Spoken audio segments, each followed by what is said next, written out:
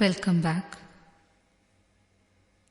Alright, let us now get into the subject. Why should you attend this chakra meditation camp? What does it hold for you? Let me try to answer this question in this session. For that, let us first analyze the working of the mind. The mind is the only thing that stands in between you and you. If you can drop your mind, you become enlightened. How does the mind work? Just look at this diagram here. It is a diagram to show how the information that enters through the eye is processed. Actually, not just the information through the eye, but information through all the five senses. That is, through the nose, the ears, the tongue, touch, and the eye. As an example, we are now taking the eye. Let me explain it to you. When you see something first, the eye sees it. There is something called Chakshu in Sanskrit, which digitizes the information seen by the eye. It is something like a digital signal processor, the DSP. The signal or the input is converted into a digital file by this Chakshu. This conversion happens to the information received through all the five senses, not just the eye. Then the file goes to the memory. In Sanskrit, we call this portion Chitta. In the memory, a little more work is done on the file. For example, if you are seeing me now, the file is processed through the Chakshu, then taken to the Chitta, memory, and the memory starts analyzing the information. It does a process of elimination on the file received. It starts saying, this is not an animal, this is not a plant, this is not a rock, etc. The process of elimination is done by the Chitta. Then the file goes to the mind or Manas. The mind does the job of identifying the file. It says, this is a human being who is taking a class. The mind concludes, this is it. Next, the whole file takes a quantum leap to the ego, and your ego decides based on your past experiences what your next action or decision is. If you have past experiences with similar classes, say yoga or meditation, and they have been all right for you, if you think that it has helped, you will decide to sit here, else you will think it is better to leave. Just try to understand this process. You are seeing me. The eye passes the information to the Chakshu. The Chakshu converts it to a digital signal. The memory then does all the elimination on the file. This is not, this is not. Then the mind does the identification of the file. This is it. Then the whole file takes a quantum leap to the ego. Here, you decide based on your past experiences whether to sit here or leave the hall. Now let us call the time for the process between the eye and the mind as TP. TP is the time taken for the process between the eye and the mind to happen. This process between the eye and the mind is logical and conscious. You are completely aware of this process. It happens with your awareness. Now, the quantum leap from the mind to the ego is mostly unconscious. That is, the time when the actual decisions are taken is mostly an unconscious process for you. It happens without your awareness. Let us call this time as TQ. During this time, you simply decide illogically. You decide against your logical thought process. You take a quick and illogical decision. Now, why does this happen? Why do you decide unconsciously and regret later?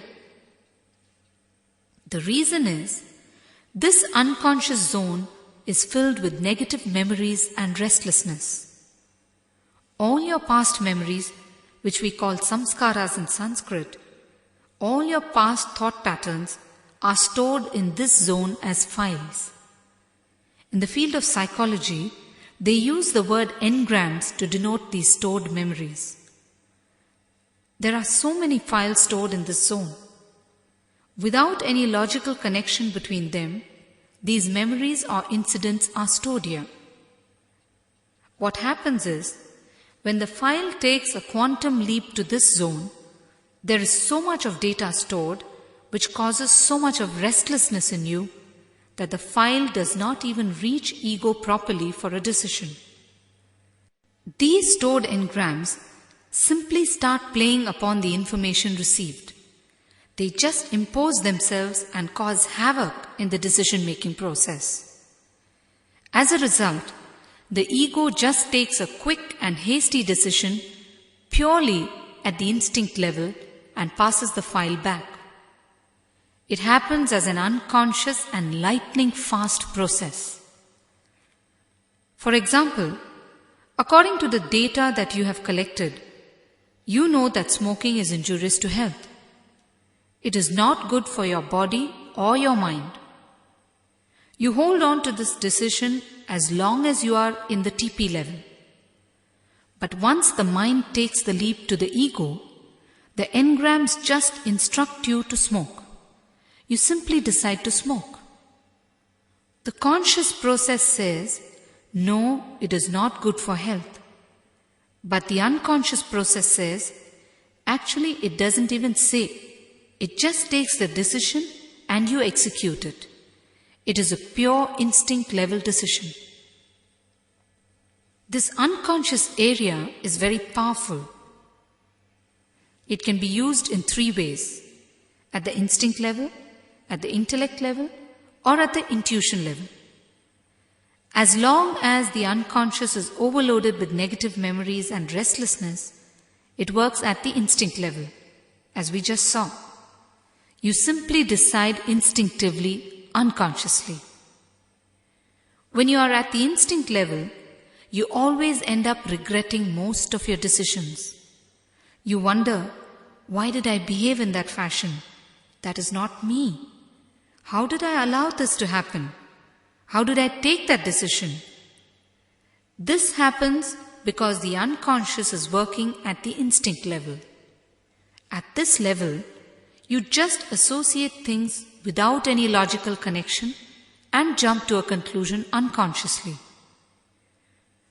For example, if you have been disturbed by somebody who was wearing a white dress, the moment you see somebody wearing a white dress, the past memory simply comes up without your knowledge and you feel the anger.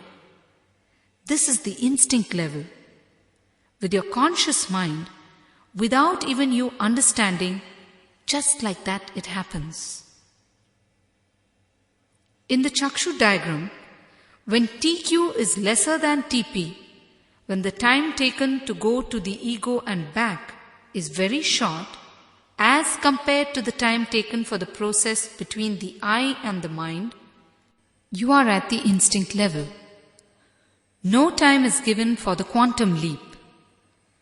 As soon as the file goes to the unconscious, the decision is taken. You will be continuously passing judgment without giving any time for TQ. Your unconscious will be so overloaded with your memory files. When you function this way, you will also feel tired. It is something like this. When your hard disk is loaded with all high-resolution photographs, there is no scope to work further on your hard disk, is it not? In the same way, when your unconscious is loaded with past thought patterns and memories, it becomes inefficient and simply takes superficial and illogical decisions. The next is the intellect level. At this level, TQ will be equal to TP. Here, you are conscious. You take decisions logically. But you don't have any extra enthusiasm or energy. You are just there with a conscious mind. That's all. You are not creative, not innovative. You don't take big steps. You don't grow. You are like a faithful servant.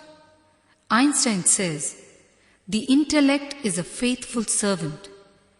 You can be a servant throughout your life. You can be just a servant, but nothing more or big can be done through you. At this level, you will just be collecting the data, processing it, and delivering it. You will be nothing more than a computer. When your unconscious zone is at the intellectual level, TQ will be almost equal to TP. Here you don't take hasty decisions out of restlessness and overloading of your conscious zone. Instead, you take decisions in a logical and conscious way. When you are at the intellect level, you are not tired, but you are not energetic either. You are in a break-even state. At this level, you are still not using your potential to the maximum, the extent to which it can be used. The next level, where you can actualize your entire potential, is the intuition level. If you can infuse a deep silence and awareness into the unconscious zone and replace your engraved memories or files with silence and awareness, you can be at the intuition level. When you can be free from your memories and be empty and blissful in this unconscious zone, if you can be alive and fresh every moment without the burden of your past, without the burden of these engrams, the energy of your being will express itself in its purest form. When this happens, we can say that your intelligence is at its peak, because energy is intelligence. When this happens, you take decisions out of an energy called intuition, where you simply know with tremendous clarity. When you are at the intuitive level, TQ will be greater than TP, and you will take decisions from the energy of your intuition, from deep awareness and peace, from bliss. This concept needs a deep understanding. You need to go deep into the whole science. Only then will you be able to understand what I mean by the word intuition.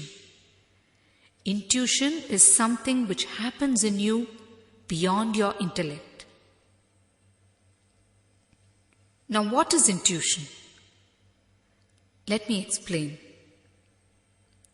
Suddenly, you know for sure that something is the right thing, and you feel that you have enough energy also to do it, but you don't know the steps involved in doing it. You don't know the steps that led you to the conclusion, but you know for sure that your conclusion or decision is right. This is intuition. This energy of intuition is needed whenever you are faced with a situation where there is no precedence. When you are stuck with minimum data and you need to take decisions, or you have many choices and you are not able to decide what you are supposed to do, in such situations, the energy of intuition helps you.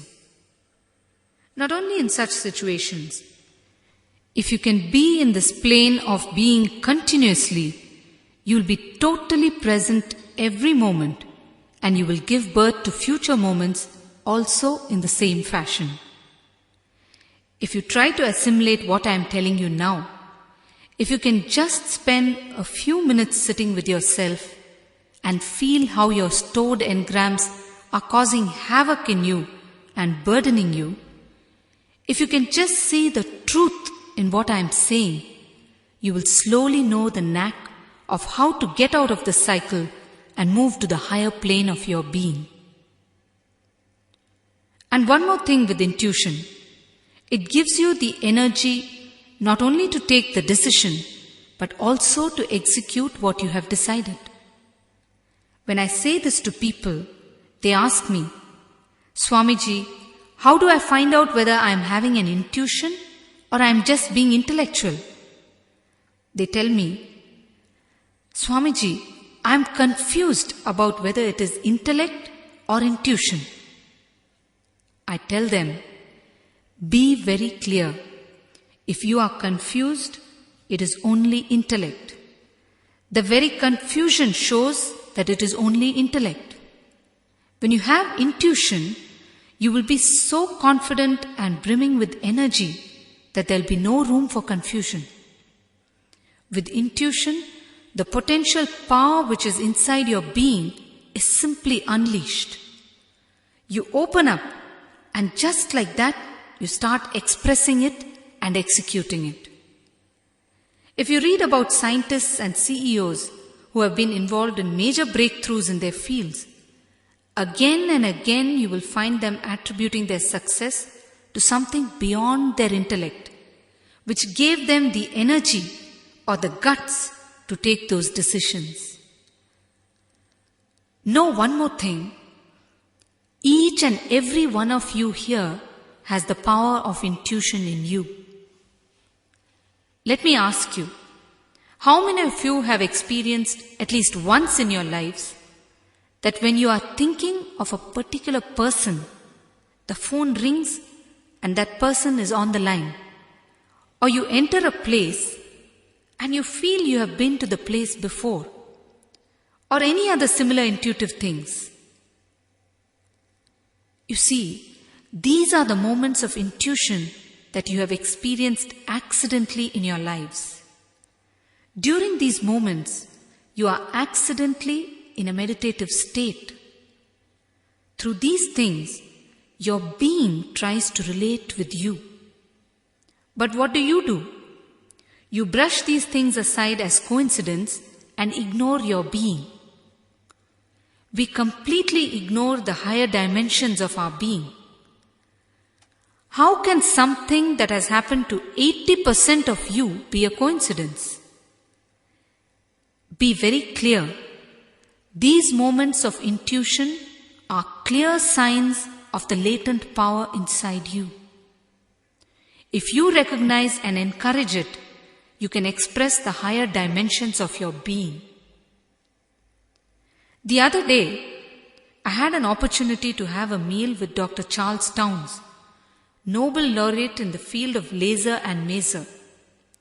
I asked him, how did it happen? How were you able to do this? He answered in a beautiful way. He said, I was just sitting in a park in Washington, D.C., and suddenly something happened in me. The conclusion was there in me. Suddenly, the conclusion was revealed to me.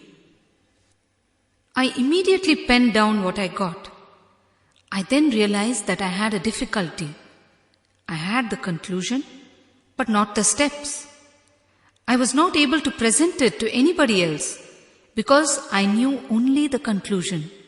I did not know the steps. Then when I sat down, I was able to get the logical steps. Not only with Charles Townes, even Einstein says, whatever new happened to me, it came through intuition, not through intellect. He says beautifully, the intuitive mind is a sacred gift, and the rational mind is a faithful servant. We have created a society that honors the servant and has forgotten the gift. Whether we believe it or not, accept it or not, there is something called intuition in us. Of course, even Einstein calls this as a gift because he doesn't know whether it can be consistently had. He is not sure when it will happen and whether it will happen or not. But yogis, the great mystics, again and again say that you can work very well for it and you can be sure about having it all the time. You don't have to think that intuition is a gift. You can work for it, and it can become a part of your life. When intuition happens beyond your intellect, your whole being is integrated. You are at your peak. When you are at your peak, something opens. You may call it a revelation or an intuition or anything. Yogis have again and again said that it is a science. If you can tune yourself to this intuition or this energy which is continuously available in your being, you can use this in your regular life. Intuition is the energy of your being. When this pure energy starts coming out from the unconscious level, it also heals you physically, mentally, and emotionally. Apart from healing, it reduces stress and helps you to take decisions spontaneously. Spontaneity has nothing to do with data that you collect. It is something to do with the way in which you process the data. The same data, the same information can be processed in many ways. Intuition is all about how you process data and how you come to the conclusion beyond your intellect. We can prepare ourselves, we can tune ourselves to this energy of intuition through techniques and methods. These techniques are what we call meditation. In the East, we use the word meditation to tune ourselves with the higher energy which is in our being, which continuously invites us again and again to experience it. Whenever you find time, just sit with yourself and observe. We are always ready to give an appointment to others, but never to ourselves. If you just sit with yourself, you can always see that some part of your being wants to express, wants to do something more. But we never give the chance or the time to that part, to that portion of our being. We are so caught up with our intellect. We think that our intellect is the ultimate. But again and again, yogis prove that something more than the intellect is possible. This meditation camp is all about how the mind works, how to unload the deeply engraved memories in our unconscious, how to prevent further loading, and how we can awaken the latent power of our being to move from instinct to intellect to intuition, so that we may live like a master and not a slave. This program will bring light into all your emotions and help you see the play of your mind. It will show you how you create the emotions for yourself and land up being a slave to them. It will show you how your emotions directly affect your well-being at the physical and the mental levels. Just take a look at this chart here. Here, you are able to see a human form with 7 markings on it. Are all of you able to see? Yes. These 7 markings on this human form are called the chakras. The chakras are the subtle energy centers of our body. They are 7 wheels of energy in our body. We don't have only one body as we think. We have 7 bodies or 7 energy bodies. I will explain the first 3 bodies now. The first body, the one in which you have come here, in which you are moving, talking and writing, this is called the Jagrat Sharira, the physical or waking body. The next body is the Sukshama Sharira, the dream body, the one that you use in your dream state. It is the body you use to travel from place to place in your dreams. In your dreams, you see yourself in various places, is it not? Sometimes you see yourself in places which you have not even seen in the waking state. Now the third body.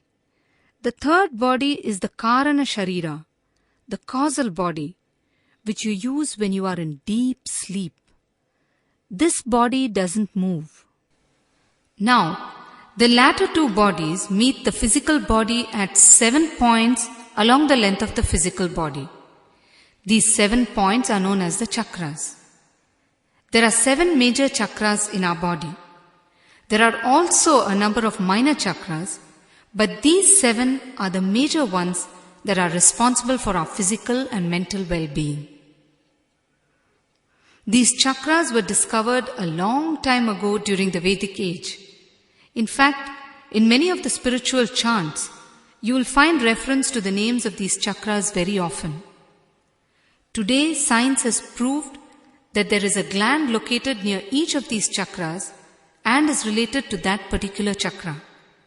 These 7 chakras supply energy to the glands. These 7 major chakras deeply influence our physical, emotional, and mental activities. They have great power. They are energy centers, and if they are kept in a cleansed and energized condition, they can cause us to live an ecstatic and healthy life. All our disease is only an imbalance in any one of these chakras, because our body and mind are very deeply rooted in our inner consciousness. Keeping these chakras in a healthy state, we can see a transformation happening in us at the mental and the physical levels. Let me tell you a small story. After World War I, a biplane was abandoned near a remote tribal settlement in Asia. The tribal people had never seen an aircraft in all their lives. There was a lot of excitement and commotion about it, and a big crowd gathered around it. They wondered what it might be, and each one started giving some suggestion about it. They finally concluded that since it had wheels, it must be a bullock cart. News spread in the village about the new bullock cart. There was a lot of celebration in the village, and the biplane was taken around the settlement yoked to bullocks, and it served as a bullock cart. Some weeks later, a young tribal boy who had returned from the city where he was studying saw the biplane. He got into it and looked around. He saw all the gears and mechanisms in it. He fiddled with the switches and the levers one by one. Suddenly, the engine came to life. He managed to taxi the plane around the ground for a short distance, and the villagers were shocked at what they saw. The boy had seen tractors being used and declared to the people that the biplane was not a bullock cart but some kind of a tractor. There was great celebration once again, and the biplane started being used as a tractor. 6 months passed by, and a retired army officer came to the village. He saw the biplane being used as a tractor, and he was shocked. He told the villagers that it was not a tractor and that the plane could actually fly. They refused to believe him. The only things they had ever seen flying were birds. The army officer got into the aircraft, flew it for a short while, and then landed. The villagers were wonderstruck. Then they understood its true potential. You see, man is a wonderful mechanism that is meant to fly. But we don't know our true potentiality. We have a very limited view of ourselves. Most of us operate only as a bullock cart, at the instinct level, surrendering to our emotions. Those of us who associate ourselves with mostly external things, like say a home, a car, a profession, and other basic amenities, and don't look any further than that, we use our bodies as a bullock cart. We just operate at the instinct level and remain with an overloaded unconscious mind. Those of us who additionally move into art, creativity, philosophy and such things, involving not just the mind but the heart also, use our bodies as a tractor. We will find a certain fulfillment in ourselves. A poet who has given birth to a poem will be happier than a woman who has given birth to a child. In the case of the latter, the womb is centered in the stomach, whereas in the former, it is centered in the heart, and so the fulfillment. These people will be able to operate at the intellectual level. Finally, the man who enters into spirituality and develops a thirst for true knowledge and realizes that he is the ultimate existential energy in physical form, uses his body as an aircraft. Enlightened masters use their bodies as an aircraft. They are so ecstatic all the time. They rise beyond all miseries of the bullock cart and tractor and just fly. They operate at the intuitive level. What should we do to become an aircraft? What was the difference between the villagers and the army officer? The aircraft remained the same. Nothing was added to it or removed from it. No physical changes were made in it. Am I right? Then what was the difference? Come on, tell me. Knowledge, Swamiji? Yes, knowledge. The knowledge of the mechanism of the aircraft. The villagers did not know that the device had such a mechanism that could be operated in a way that it can fly. Whereas the army officer knew all about it. That's all. The technique with which they handled the aircraft made it first a bullock cart, then a tractor, and then finally an aircraft. Just like this, there are mechanisms or gears inside us called the chakras, which are boundless energy centers and which, when handled properly, can make us into an aircraft. A man who has no knowledge of these chakras continues to walk on the ground, whereas a master who knows how to operate them simply flies. When we understand the science behind these chakras, we can become aware of our present deep unconscious state. Once we understand this, we can free ourselves from the load of the unconscious and start moving to the higher dimensions of our being. These chakras are not physical entities in our body. They are metaphysical representations because they belong to the auric body and not the physical body. Kirlian photography has enabled us to capture these chakras and prove their existence in the metaphysical plane. It has been proved that when a person is locked with a particular negative emotion, the chakra associated with that emotion shrinks to the size of a coat button. It becomes that small. But when the same person experiences the associated positive emotion, the chakra expands to the size of a cartwheel. This is the effect that our emotions have on these energy centers, our chakras. Our energy flow in these chakras is blocked by our negative emotions, and we are totally unaware of it. Understand, man has not been designed to be a worm that crawls on the ground. He has been designed to fly in the air. The science of flying is nothing but the science of learning how to handle the chakras, how to handle your emotions. If you learn how to use the 7 chakras in the body, it is enough. Like how the villagers had no idea that the device could fly, man has no idea that he can fly. Man always thinks that enlightened people are gifted people and that he should stand at a distance and look at them with awe and respect. He never aspires to become like them.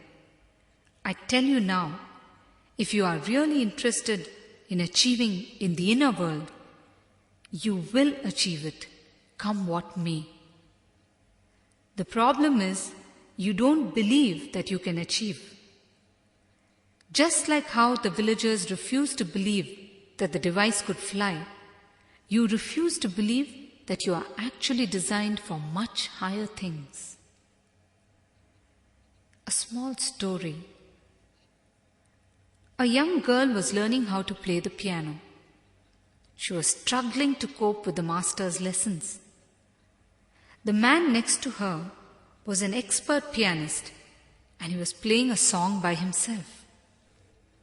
The little girl walked over and watched him play for some time.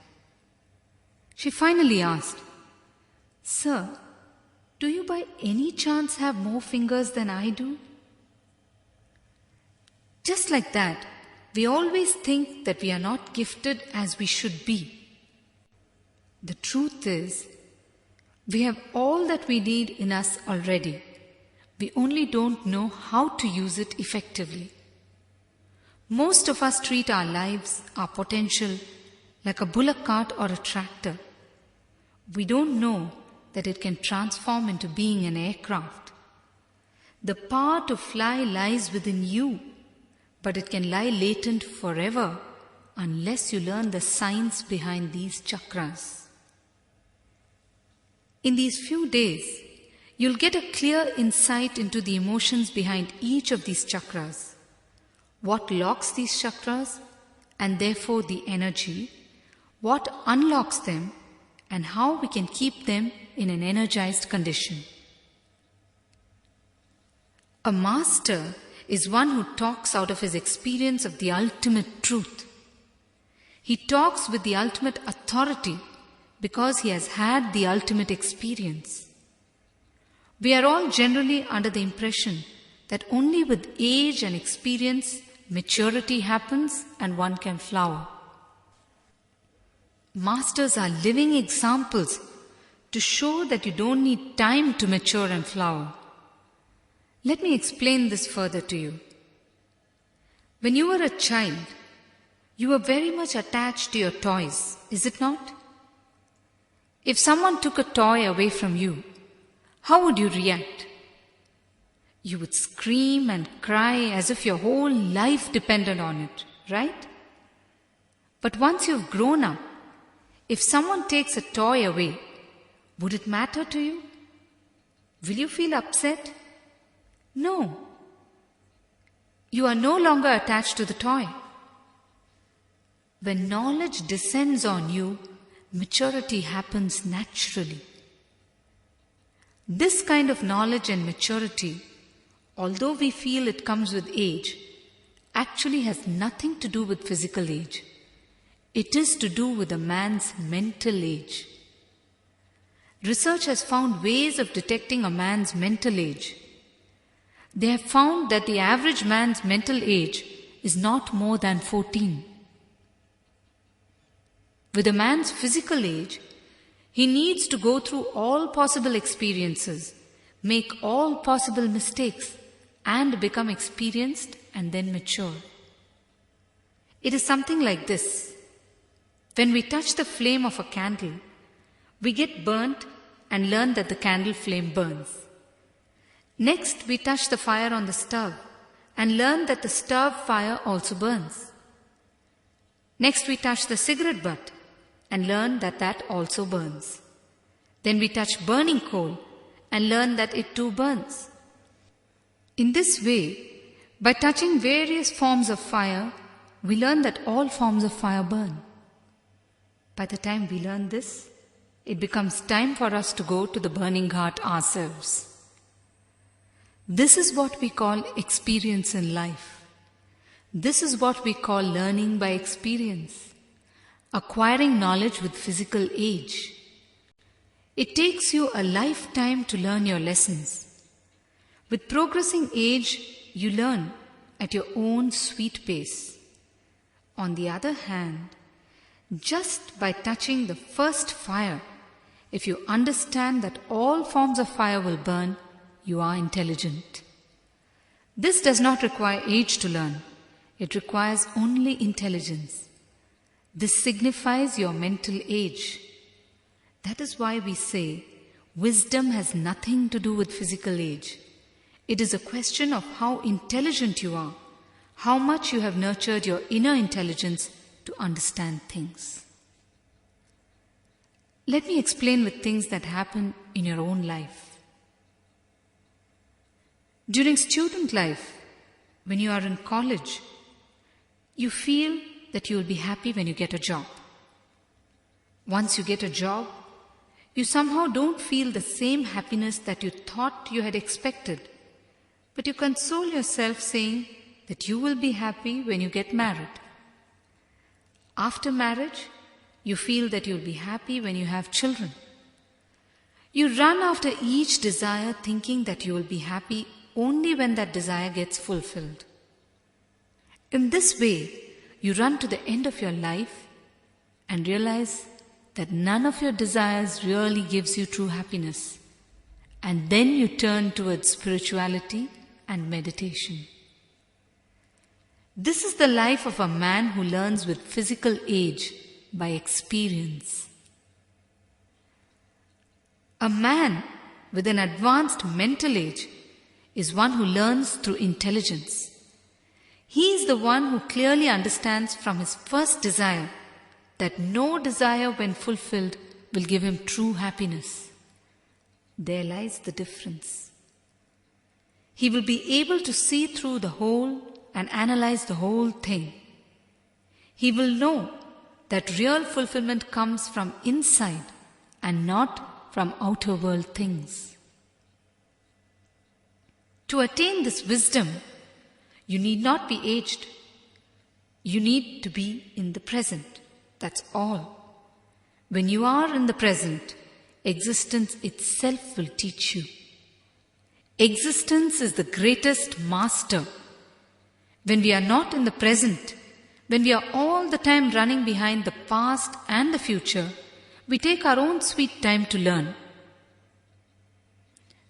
Over the years, if you take the lives of masters like Buddha, Shankara, Ramana Maharishi, Vivekananda, all the enlightened people who created the history of India, they all attained enlightenment at a very young age. So understand that age is not related to spirituality and learning. That is why they say, you are as old as you are.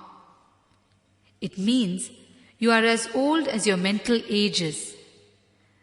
You are as old as your maturity is, not as old as your physical age is. You may be 70 years old, but have the understanding of only a 20-year-old. Or you may be 18 years old and have the maturity and understanding of an 80-year-old. So please don't claim superiority just because you are old by age.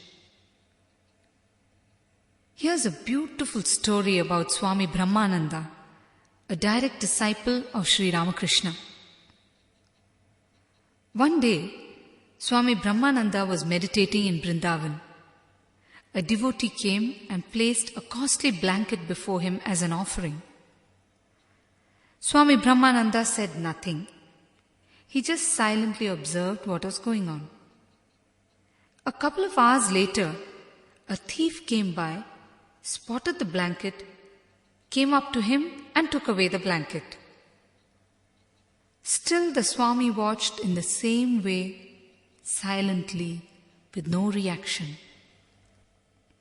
The gaining and losing of the blanket made no difference whatsoever to him. Similarly, there's a story of Bhagwan Ramana Maharishi. One day, some thieves entered his ashram. They took whatever little they could find and before leaving, even gave him a blow. It is said that not only did Bhagavan show no reaction, even the pace of his breathing did not alter during the incident. He was supremely unperturbed by the whole incident. When we become a mere watcher, our mind becomes just a tool in our hands. We can then use it as we wish to. Else, our mind can simply make us its slave. If you can use your mind when needed, you have learned to drop it, and you have become a master. So in the next few days, we'll see how to handle our emotions and become a watcher of our lives. How to center ourselves well inside us and function in the periphery in an undisturbed fashion. We'll see how to create a mental setup which is free from engraved memories that are responsible for our unconscious decision making. We'll see how to harness the energy of intuition in us. How to move from unconscious to conscious to superconscious. How to move from instinct to intellect to intuition. How to bring forth the fountain of bliss from within us. We'll meet for the next session. Thank you.